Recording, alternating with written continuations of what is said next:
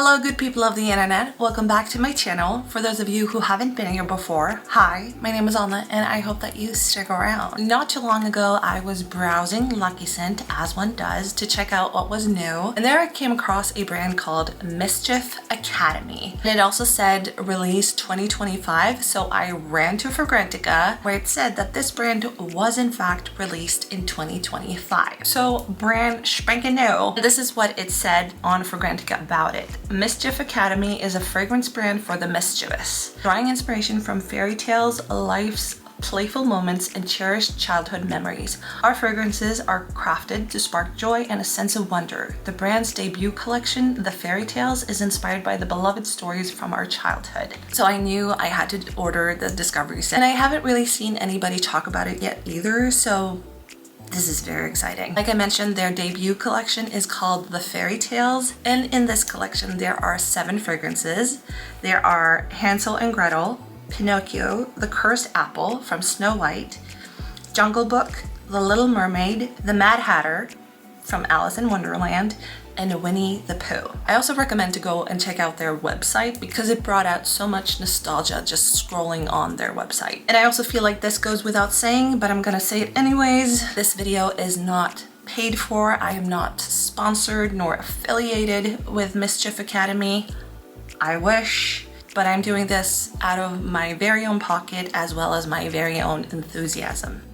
We are starting off with Hansel and Gretel. This fragrance has notes of gingerbread cookies, hot chocolate, rum, cinnamon, clove, tonka bean, and vanilla, and is obviously inspired by Hansel and Gretel by the Brothers Grimm. Obviously, I'm expecting a gourmand with this, something that I want to eat, but I'm also intrigued to see if it brings that nostalgia. Since I'm Scandinavian and was brought up on the fairy tales by the Brothers Grimm, I was also super scared that a witch such as the one in Hansel and Gretel would come to try to cook me too.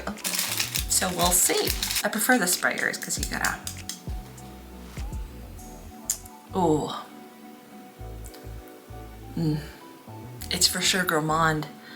The vanilla was definitely the welcome committee in this one, but it's not too sweet, and there is this kick of gingerbread and tonka bean, and I'm guessing that's what makes it very well balanced.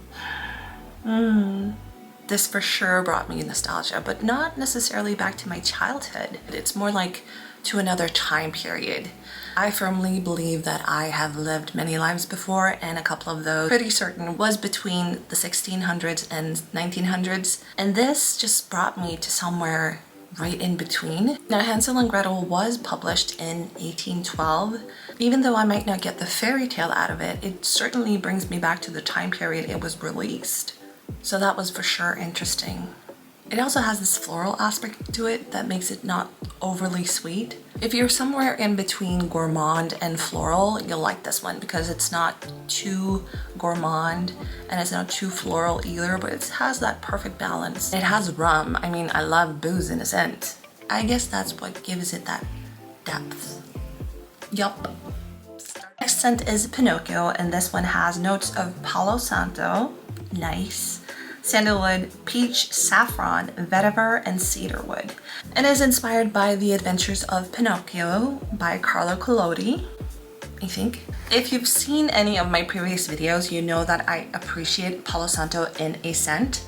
So right off the bat, I'm expecting maybe more of a mature scent because I do feel that Palo Santo is bit more mature, on the mature side, but like the inspiration says, all of these woods are pretty soft, so I'm guessing like a soft mature fragrance. I'm also interested to see how the peach sit in this, so I'm guessing a green, woody, oriental scent with a touch of fruitiness to it. Oh, these dabbers.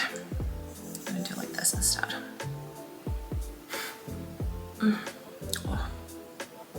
Green, woody, oriental. This is exactly what I envisioned.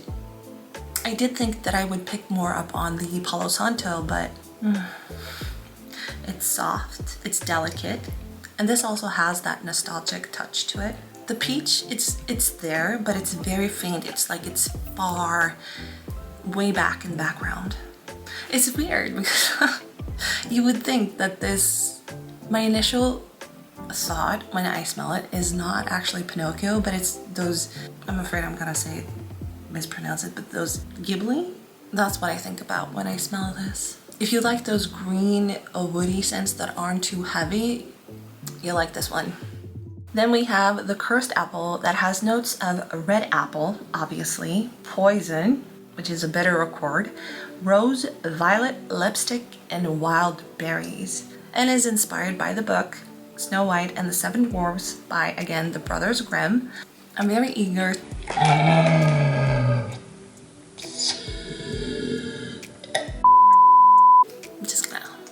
I'm obviously expecting a floral explosion with a kick of fruit and freshness from the apples. And if the lipstick accord is prominent here, then I'm guessing it will be a little musky as well.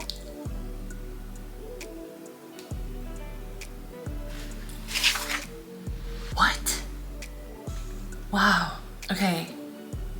Right off the bat, this reminds me of Dior. It's not quite Hypnotic Poison or J'adore, but I feel like if you blend these two, you'll get this one.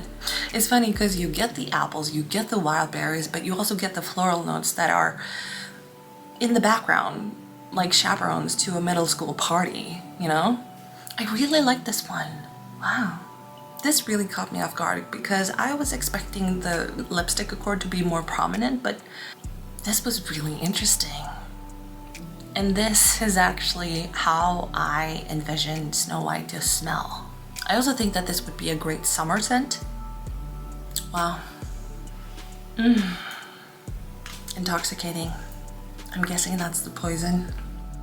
Moving right along, we have the Little Mermaid that has notes of pink champagne, lilac, sea salt, ocean, lemon zest, and seaweed, and is of course inspired by the book The Little Mermaid by Hans Christian Andersen. This will be interesting because when I think of The Little Mermaid, I think more of Rockstar by Carner Barcelona. I think of a very salty, marine, fresh scent. What is that? Ooh, there we have the salt. The lemon zest really hit you right away, and then you get the salt. The lilac is very prominent, not gonna lie. It's marine, it's salty, and it does feel like there's some ambroxan to it, but it doesn't say. It has that zestiness that ambroxan can give, so I'm guessing that's the lemon zest. Then of course the lilac is very prominent too, but it was nothing like Rockstar by Carner Barcelona at all. But I'm not mad about it. This does also bring nostalgia, and I can understand that they have drawn inspiration from The Little Mermaid. I can also envision Ariel when I smell this, but more so when she's on land than under the sea. And of course the Disney version, not the original version, because it's a little bit darker. But beautifully done, wow. Next up we have Alice in Wonderland, or the Mad Hatter, and this has notes of cognac, rum, toffee, condensed milk, butter, leather, black tea, and saffron. Of course is inspired by the book Alice's Adventures in Wonderland by Lewis Carroll. Join the Mad Hatter for a scent experience full of chaos and fun. Again, expecting a more gourmand scent here, but maybe like an old bakery type gourmand. We're all mad down here. Hello. That's not what I expected. The leather and the black tea is sort of welcoming you to the party, and it's maybe a little more marine. Wow, this was interesting. Scent experience of chaos and fun is really on the nose.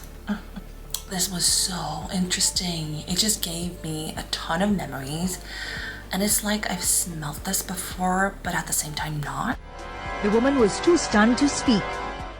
There is zest, there is sweet, there is the depth of the leather and the rum. Total left field, but in a good way. Wow. Amazing. Amazing. Next up is Winnie the Pooh.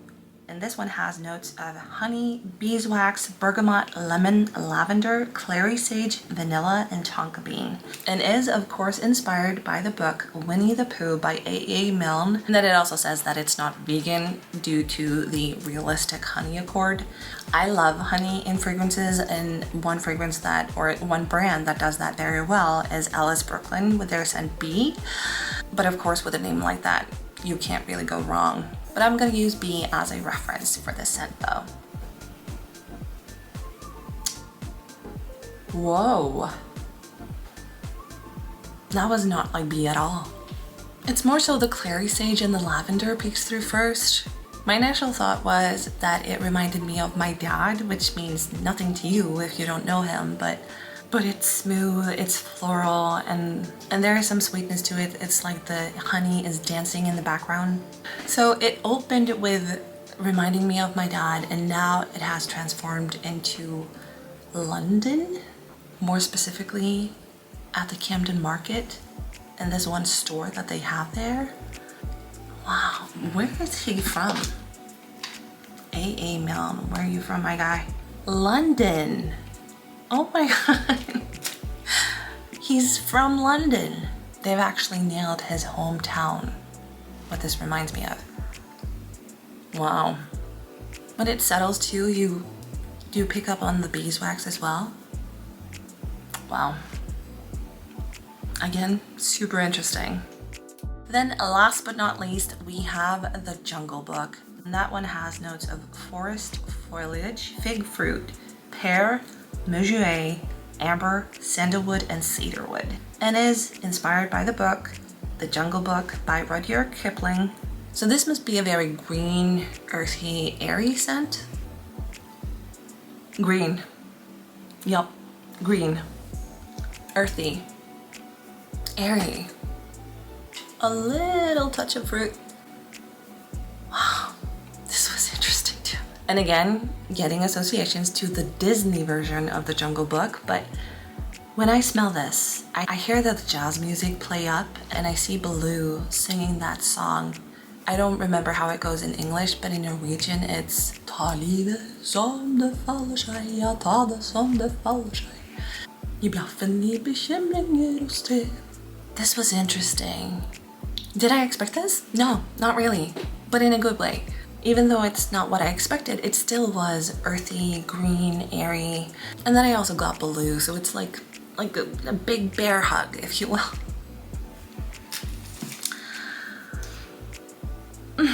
I want them all.